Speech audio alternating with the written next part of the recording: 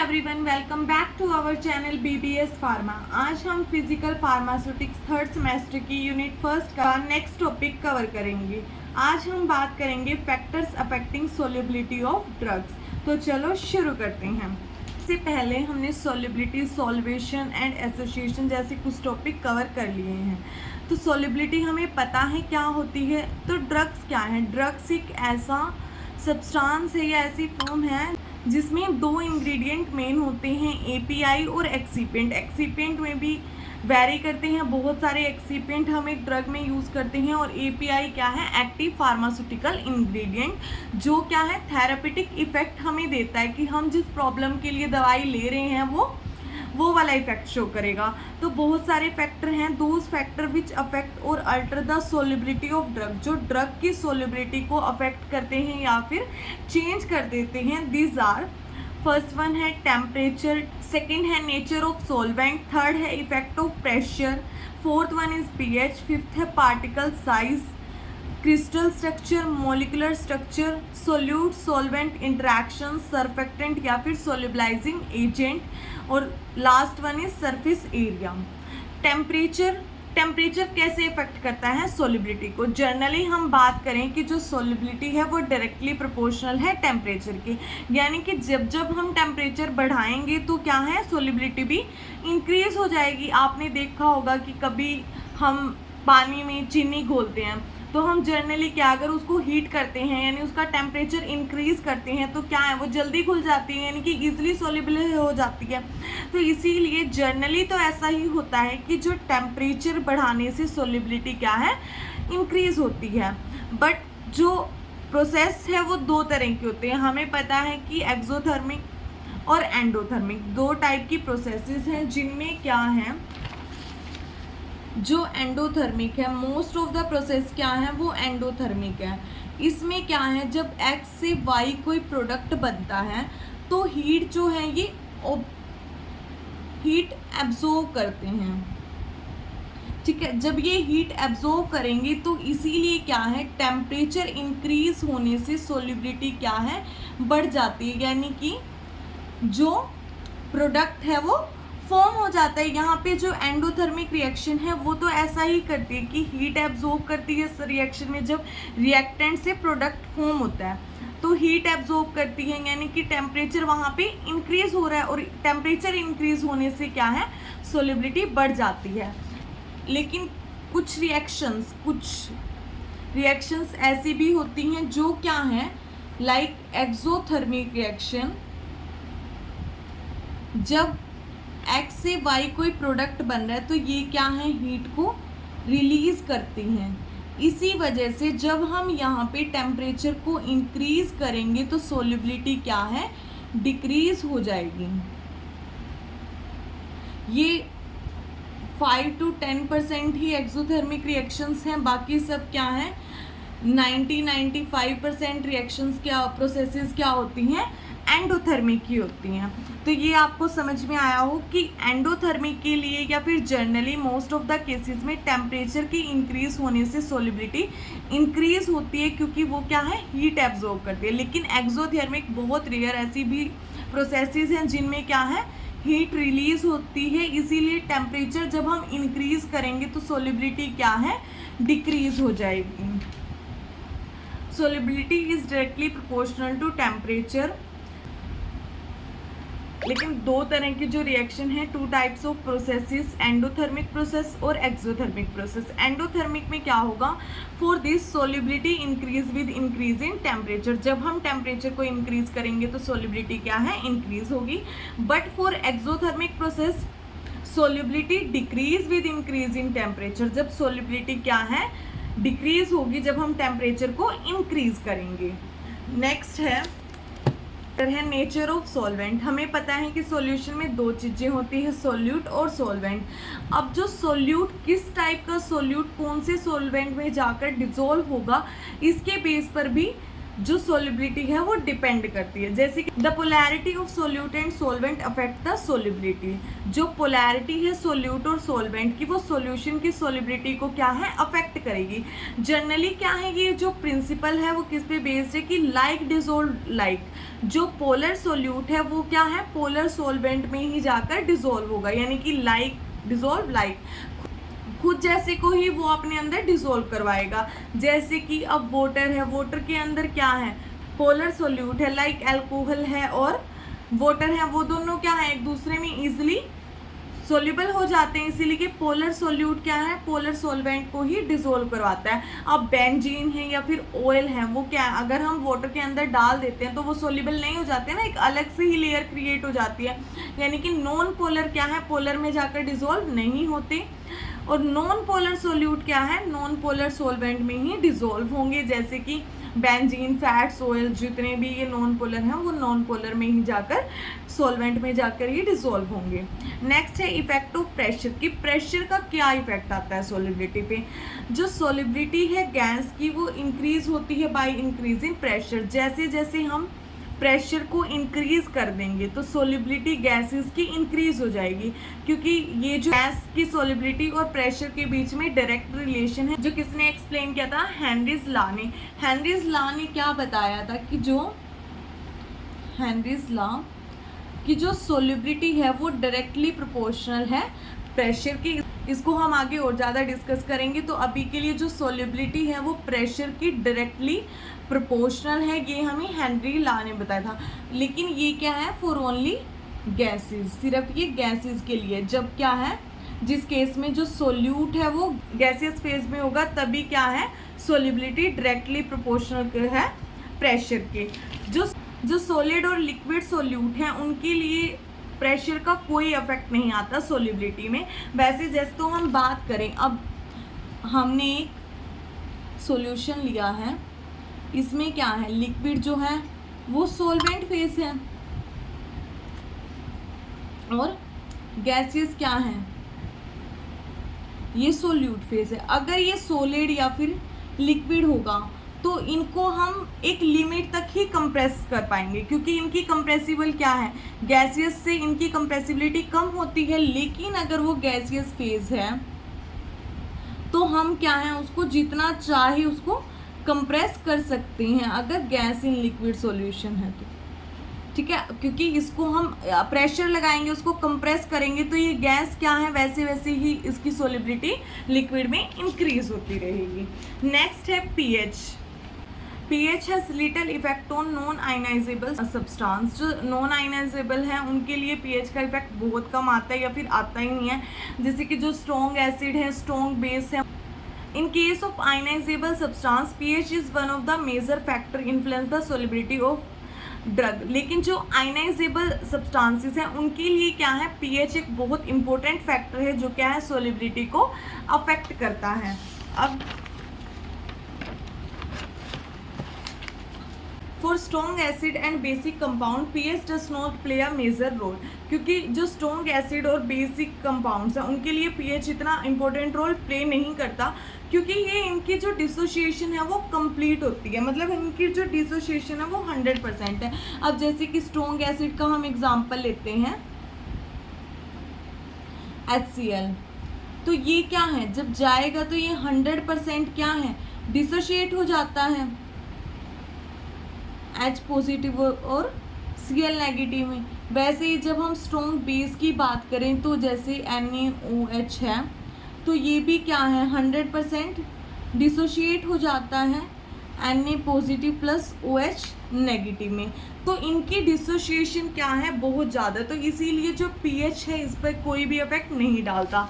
लेकिन जो सोलिबिलिटी है वो डिपेंड करती है डिग्री ऑफ आयनाइजेशन पे। डिग्री ऑफ आयनाइजेशन क्या है कि मान लो H2O है, H positive plus OH negative में वो ब्रेक डाउन हो रहा है, तो इसकी जो ये कितनी ज़्यादा ये डिसोशिएट हुई है, मतलब कि इसका जो डिसोशिएशन क्या है वो क्या होता है डिग्री ऑफ कि कितनी जो ड्रग है वो डिसोशिएट हुई है, वो उसका क्या है, कितने % ड्रग जो है डिसोशिएट हुई है, उसको हम बोलते हैं डिग्री ऑफ आयनाइजेशन। तो इस पे क्या है, सोलिबिलिटी डिपेंड करती है। अब वीक एसिड के लिए क्या होगा, सोलिबिलिटी इंक्रीज होगी जब हम पीएच को इंक्रीज करेंगे। जैसे ये ग्राफ में कि ये क्या है, जैसे जैसे हम पीएच को इंक्रीज कर रहे हैं तो सोलिबिलिटी क्या है, इंक्रीज हो रही है। ये कांस्टेंट यहाँ पे आके एक लेवल आएगा कि ये क्या है, सोलिबिलिटी कांस्टेंट हो जाएगी। वैसे ही वीक बेस के लिए क्या है, सोलिबिलिटी डिक्रीज होगी। जैसे जैसे हम पीएच को इंक्रीज करेंगे, हमने यहाँ पे पीएच को इंक्रीज किया तो ये सोलिबिलिटी क्या है, यहाँ पे कंटिन्यू डिक्रीज होने लगी। नेक्स्ट है particle size. As the particle size decreases the solubility increases. जितना ज़्यादा पार्टिकल क्या है, छोटा होता रहेगा, उसकी जो सोलिबिलिटी है वो बढ़ती जाएगी। जैसे हम जर्नल एग्जाम्पल देखें कि आपने कभी देखा हो, नमक जो है वो बहुत जल्दी सोल्यूबल होता है, इजीली सोल्यूबल हो जाएगा, लेकिन जो चीनी है वो थोड़ा टाइम लेती है। यानी कि जो नमक है उसके बिल्कुल छोटे पार्टिकल है तो वो जल्दी डिसॉल्व हो गया, उसकी सोल्यूबिलिटी ज़्यादा हुई, लेकिन जो चीनी है उसके थोड़े पार्टिकल्स बड़े हैं तो उसने थोड़ा सोल्यूबल होने के लिए टाइम लिया। Due to increase in surface area, जैसे जैसे पार्टिकल क्या है छोटा होता रहता है, उसका सरफेस एरिया क्या है, इंक्रीज होता रहता है, और वो पार्टिकल बड़ा होगा तो उसका सरफेस एरिया कम होगा। इसीलिए क्या है, जो पार्टिकल साइज है जब डिक्रीज होगा तो क्या है, सोलिबिलिटी इंक्रीज होगी, क्योंकि उसका सरफेस एरिया बढ़ता रहेगा और वो इजीली सोल्यूबल हो जाएगी। और लेकिन क्या है, सोलिबिलिटी कई बार डिक्रीज भी हो जाती है जब पार्टिकल साइज डिक्रीज हो जाता है, क्योंकि वहाँ पे क्या है, एग्लोमेरेट्स फॉर्म हो जाते हैं, छोटे छोटे एक जो स्ट्रक्चर्स हैं वो क्या है, गांठे से एक साथ जमा हो जाते हैं, तो उसकी वजह से क्या है, कई बार जो पार्टिकल साइज डिक्रीज होने पर सोलिबिलिटी भी डिक्रीज हो जाती है। लेकिन जो पार्टिकल साइज जितना छोटा होगा सोलिबिलिटी उसकी उतनी ही ज़्यादा होगी। नेक्स्ट है crystal structure. Solid drugs are present in two form, crystalline और एमरफस। हमने स्टेट्स ऑफ मैटर में पढ़ा है कि सोलिड पार्टिकल्स है वो दो फॉर्म में होते हैं, क्रिस्टलाइन और एमरफस। अब क्रिस्टलाइन क्या है, वो एक रेगुलर फॉर्म है, बिल्कुल स्टेबल होता है, और एमरफस क्या है, इनका क्या है, इरेगुलर स्ट्रक्चर होता है वो, और क्रिस्टलाइन के मुकाबले अनस्टेबल होता है वो। तो इसीलिए क्या है, जो क्रिस्टलाइन होंगे वो बहुत ज़्यादा ही स्टेबल होते हैं, और इनका जो स्ट्रक्चर है वो भी बिल्कुल रेगुलर होता है। जैसे कि इसमें देखें हम, तो ये क्रिस्टलाइन का स्ट्रक्चर है, और ये वाला क्या है, ये क्या है, एमरफस का। तो अब क्या है, ये जो ड्रग पार्टिकल होंगे ये इरेगुलर है, तो ये अनस्टेबल भी हैं, ये इजीली ब्रेक डाउन हो जाएंगे। लेकिन क्रिस्टलाइन वाले क्या हैं, ये स्टेबल भी हैं, और इनका जो अरेंजमेंट है वो रेगुलर है, तो इसीलिए क्या है, इनको ब्रेक डाउन होने में टाइम लगेगा, ये इतनी जल्दी सोलवेंट में जाकर डिसॉल्व नहीं होंगे जितने एमरफस वाले हो जाएंगे। तो इसीलिए क्या है, एमरफस फॉर्म की जो सोलिबिलिटी है वो क्रिस्टलाइन फॉर्म से ज़्यादा होती है। नेक्स्ट है molecular structure. The change in molecular structure strongly affect the solubility of compound। अब क्या है, अगर हम molecular structure में चेंज कर देंगे तो वो क्या है, उसकी solubility बहुत ज़्यादा अफेक्ट होगी। जैसे कि अगर हम मान ले पोलर ग्रुप है, सच एज कि OH हमने अगर वाटर मॉलिक्यूल के साथ अटैच करवाएंगे तो वो क्या है, हाइड्रोजन बॉन्डिंग फॉर्म करेगा। OH भी एक पोलर ग्रुप हो गया, वाटर भी एक पोलर ग्रुप है, इन दोनों के बीच में क्या हाइड्रोजन बॉन्डिंग हो जाएगी, जिससे क्या है, इनकी सोलिबिलिटी हाई हो जाएगी। यानी कि अगर हमने ड्रग के साथ एक OH ग्रुप अटैच है तो वो क्या है, वाटर मॉलिक्यूल के साथ बहुत जल्दी सोल्यूबल हो जाएगा, हाइड्रोजन बॉन्डिंग फॉर्म कर लेगा, यानी कि सोल्यूट और सोलवेंट के बीच में अच्छी बॉन्डिंग हो जाएगी। अच्छी बॉन्डिंग हो जाएगी तो सोलिबिलिटी क्या है, ऑटोमेटिक बढ़ जाएगी, अच्छा सॉल्यूशन बन जाएगा। नेक्स्ट है सरफेस एरिया। जैसा कि हमने पढ़ लिया as we study in particle size, की पार्टिकल साइज में पढ़ा है हमने कि पार्टिकल साइज जैसे जैसे छोटे होते हैं उनका सरफेस एरिया बढ़ता है, तो सरफेस एरिया बढ़ता है तो उनकी सोलिबिलिटी इंक्रीज होती है। इसीलिए सोलिबिलिटी क्या है, जो सरफेस एरिया के डायरेक्टली प्रोपोर्शनल है। जब सरफेस एरिया बढ़ेगा सोलिबिलिटी भी बढ़ेगी, और जब सरफेस एरिया घटेगा तो सोलिबिलिटी भी घटेगी। The solubility is directly proportional to surface area of drug. Drug की सरफेस एरिया की सोलिबिलिटी क्या है, डायरेक्टली प्रोपोर्शनल है। With increase in surface area solubility also increases. Next factor है सोल्यूट सोलवेंट इंटरेक्शन। हमें पता है कि सॉल्यूशन, अच्छा सॉल्यूशन बनने के लिए क्या है, सोल्यूट और सोलवेंट का एक दूसरे के साथ इंटरेक्शन बहुत ज़्यादा अच्छी होनी चाहिए, जब भी क्या है एक अच्छा सॉल्यूशन बनेगा। ठीक है, the relation between solute and solvent is very important in determining solubility. Solubility को डिटरमाइन करने के लिए सोल्यूट और सोलवेंट के बीच में इंटरेक्शन होनी बहुत ज़्यादा ज़रूरी है। Stronger solute solvent interaction, greater solubility. अगर सोल्यूट और सोलवेंट के बीच में इंटरेक्शन ज़्यादा होगी, अच्छा सॉल्यूशन बनेगा, अच्छा सॉल्यूशन बनेगा तो सोलिबिलिटी बहुत ज़्यादा होगी। लेकिन अगर सोल्यूट और सोलवेंट के बीच में इंटरेक्शन कम है तो क्या है, सोलिबिलिटी लेस होगी, क्योंकि उनका अच्छा सॉल्यूशन नहीं बना। एक तरह सोल्यूट पार्टिकल अलग हो जाएंगे, सोलवेंट अलग हो जाएंगे, तो वो क्या है, मिक्सचर तो नहीं बनेगा, तो अलग अलग ही रहेंगे, वो एक सॉल्यूशन अच्छा नहीं प्रिपेयर होगा, उनकी सोलिबिलिटी क्या है, कम होगी। नेक्स्ट फैक्टर है सरफेक्टेंट या सोलिबलाइजिंग एजेंट। पहली बात, सरफेक्टेंट होते क्या हैं। सरफेक्टेंट वो सब्सटेंस है या फिर सोलिबलाइजिंग एजेंट वो सब्सटेंस है जो क्या है, सोलिबिलिटी को बढ़ाते हैं। Solubilization is a process of increase in solubility of poorly water soluble substance. ये सोलिबलाइजेशन वो प्रोसेस है जिसमें क्या है, सोलिबिलिटी को, जो पुअरली वाटर सोल्यूबल सब्सटेंस है जो कि वाटर में ईजिली सोल्यूबल नहीं होते, उनकी सोलिबिलिटी को क्या है, इंक्रीज कर देते हैं। And the agent use for solubilization, जो इसको सोलिबिलिटी को बढ़ाने के लिए जो यूज़ किए जाते हैं वो क्या है, सोलिबलाइजिंग एजेंट या फिर सरफेक्टेंट। जब हम क्या है सॉल्यूशन के अंदर जब सरफेक्टेंट को डालेंगे तो क्या होगा कि ये एक इंटरफेशियल टेंशन है या सरफेस टेंशन, उसको डिक्रीज कर देंगे, उन दोनों सोल्यूट और सॉल्वेंट के बीच में ज़्यादा इंटरेक्शन करवाएंगे, जिससे क्या है एक स्टेबल सॉल्यूशन बने। Surfactant reduce the interfacial tension between two liquids और लिक्विड और सॉलिड और गैस एंड लिक्विड में भी, जो सॉल्यूशन में क्या सोल्यूट भी लिक्विड हो, सोलवेंट भी लिक्विड हो, यानी दोनों लिक्विड हो, क्या पता लिक्विड और सॉलिड हो या फिर गैस या लिक्विड हो, सबके अंदर क्या है, जब हम सरफेक्टेंट को डालेंगे तो इंटरफेशियल टेंशन को रिड्यूस कर देगा। It help in increasing the solubility, और सोलिबिलिटी को इंक्रीज कर देगा। सरफेक्टेंट के दो पार्ट है, हेड और टेल।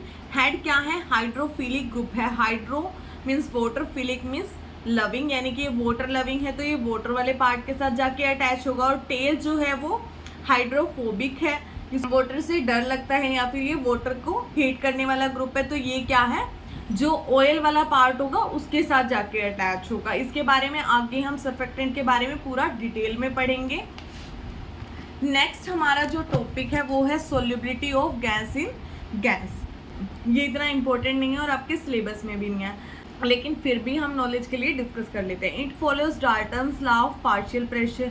ये क्या है, डाल्टन लॉ को फॉलो करता है। डाल्टन लॉ क्या है, this law is related to ideal gas law. It indicates the total pressure excreted by a mixture of non reactive gases in the sum of partial pressure of individual gases. Solubility of gas in gas का मतलब है कि जो gas ही solute है और gas ही solvent है, यानी कि गैस ही जाके गैस में डिजोल्व हुई है।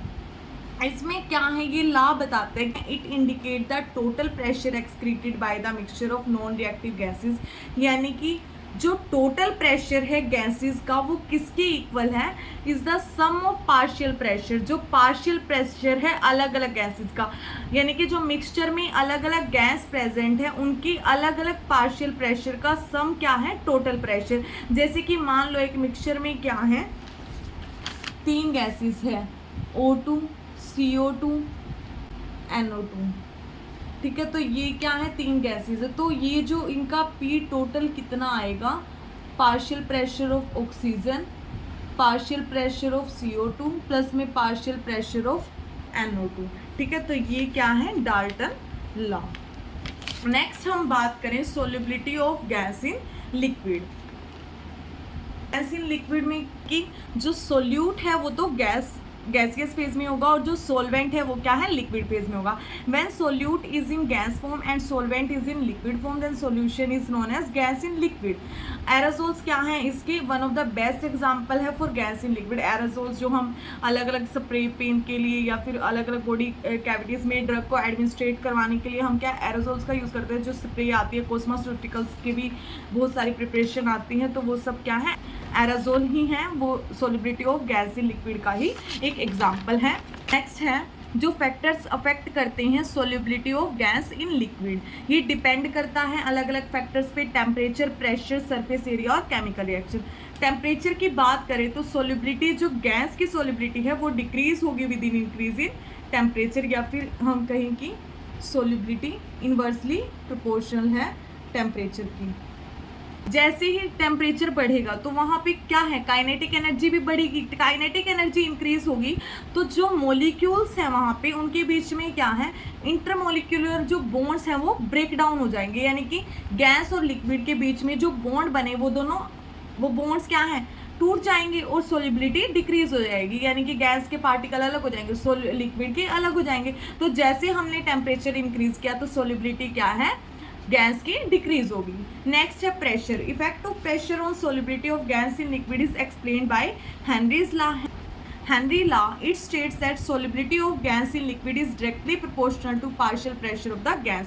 यानी कि जो solubility है गैस की वो directly proportional है partial pressure of gas की, यानी कि जैसे जैसे partial pressure increase होगा solubility भी क्या है, increase होगी constant temperature पे। लेकिन ये जो important इसकी जो definition है वो है, अगर हम solubility को मोल फ्रैक्शन की तरह मान लेते हैं तो कैसे हम हेनरीज लॉ को एक्सप्लेन करते हैं। Henry law states that the partial pressure of the vapor phase is directly proportional to the mole fraction of the gas in solution। यानी कि जो partial pressure है गैस का वो किसके directly proportional है, मोल फ्रैक्शन की। ये हम ऐसे डिराइव कर सकते हैं, partial pressure क्या है, जो मोल फ्रैक्शन की डायरेक्टली प्रोपोर्शनल है। जब हम प्रोपोर्शनल का साइन हटाएंगे तो ये क्या है, यहाँ पे कांस्टेंट लग जाएगा KH, जो क्या है, हेनरीज कांस्टेंट। तो यहाँ पे P क्या है, पार्शियल प्रेशर गैस का, KH क्या है, हेनरीज कांस्टेंट, और X क्या है, मोल फ्रैक्शन। तो हेनरी लॉ ने बताया कि जो पार्शियल प्रेशर है वो मोल फ्रैक्शन के डायरेक्टली प्रोपोर्शनल है, यानी कि जैसे जैसे सोलिबिलिटी बढ़ेगी मोल फ्रैक्शन बढ़ेगा, सोलिबिलिटी बढ़ेगी, सोलिबिलिटी बढ़ेगा तो पार्शियल प्रेशर बढ़ेगा। ठीक है। Henry law is applied to increase the solubility of CO2 in carbonated drink water and soda water। Carbon dioxide की सोलिबिलिटी को बढ़ाने के लिए हम हेनरीज लॉ का क्या है, यूज़ करते हैं। जैसे कि एक जनरल सी बात है कि अगर यहाँ पे सोलिबिलिटी बढ़ जाएगी तो उसकी मोल फ्रैक्शन भी इंक्रीज होगी।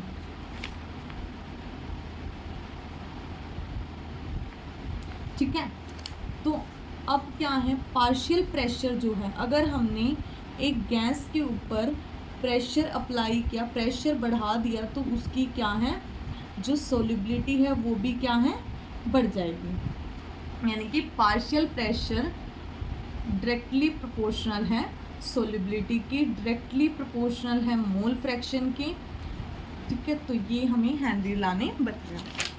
नेक्स्ट है सरफेस एरिया। जनरली हमने जो पहले पढ़ा है कि सरफेस एरिया बढ़ाने से क्या है, सोलिबिलिटी बढ़ जाती है। ऐसा ही गैस इन लिक्विड के केस में है, अगर हम सरफेस एरिया को इंक्रीज करते हैं तो सोलिबिलिटी भी क्या है, इंक्रीज हो जाएगी। Surface area is directly proportional to solubility. Next है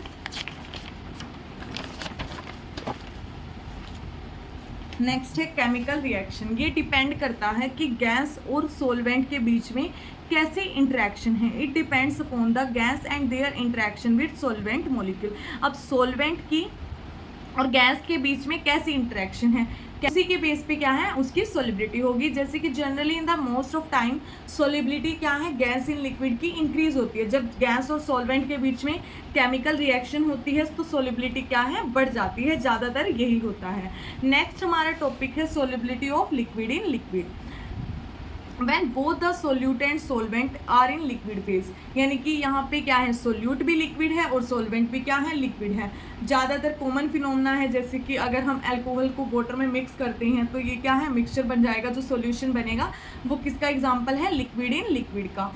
ये क्या है, solubility depends on following factors such as temperature, pressure, nature of liquid या फिर सरफेस एरिया। इन फैक्टर्स पे क्या है, solubility of liquid in liquid depend करती है। फर्स्ट फैक्टर है temperature. Solubility of liquid in liquid is directly proportional to temperature, यानी कि सोलिबिलिटी जो है लिक्विड की वो बढ़ जाएगी जब हम टेम्परेचर को इंक्रीज करेंगे, क्योंकि ये क्या है, एंडोथर्मिक प्रोसेस है। हीट क्या है, एब्जॉर्ब हो रही है, तो टेम्परेचर बढ़ाने पे सोलिबिलिटी क्या है, इंक्रीज होगी।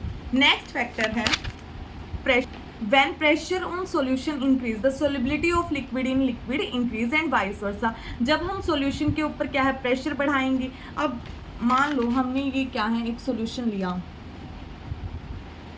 और ये क्या है लिक्विड इन लिक्विड है, तो ये दोनों क्या है इजिली एक दूसरे में जितना हम प्रेशर अप्लाई करेंगे तो यहाँ पे क्या है इनकी सोलिबिलिटी क्या है बढ़ जाएगी। नेचर ऑफ लिक्विड ये क्या है उसी पे बेस्ड है कि लाइक डिसोल्व लाइक, अगर पोलर है तो वो क्या है पोलर सोलवेंट को ही पोलर सोलवेंट में इजीली डिसोल्व हो जाएगा, और नॉन पोलर है तो नॉन पोलर में जाकर इजीली डिसोल्व हो जाएगा। जैसे कि अल्कोहल है वो वाटर में जाकर जल्दी डिसोल्व होगा, बेंजीन फैट ऑयल है वो भी नॉन पोलर में जाकर डिसोल्व होंगे। तो ये किस पे डिपेंड करता है लाइक डिसोल्व लाइक के प्रिंसिपल पे।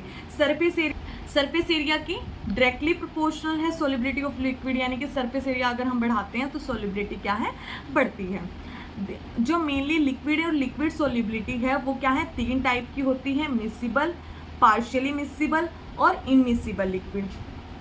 First one is miscible liquid. Miscible liquid क्या होता है जब दो लिक्विड क्या है आपस में एक दूसरे के साथ बिल्कुल ही डिसोल्व हो जाते हैं, ठीक है, मतलब कि एक पूरा अच्छे से सॉल्यूशन बन जाता है जिससे हमें पता ही नहीं चलता कि तो अलग अलग तरह के लिक्विड हमें इसमें मिक्स हो रखे हैं, जैसे अल्कोहल एंड वाटर।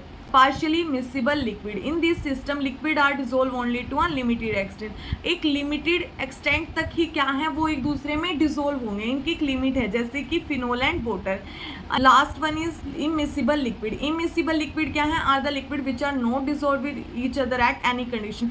किसी भी कंडीशन पर जो दोनों लिक्विड हैं वो आपस में अगर डिसोल्व नहीं हो रहे हैं तो इसका मतलब वो क्या है इमिसिबल लिक्विड। अगर आप कितनी ही प्रोसेस कर ले उनके लिए वो एक दूसरे में डिसोल्व नहीं है तो वो कौन सी है इमिसिबल लिक्विड। जैसे कि बेंजीन एंड वाटर, या फिर हम सिंपल कभी देखा हो आपने अगर तेल को पानी में डालते हैं तो तेल एक अपनी अलग ही लेयर बना लेता है, वो क्या है टोटली इमिसिबल लिक्विड है। इसी के साथ आज का हमारा टॉपिक खत्म होता है। आई होप आप सबको समझ में आया हो। Thank you everyone.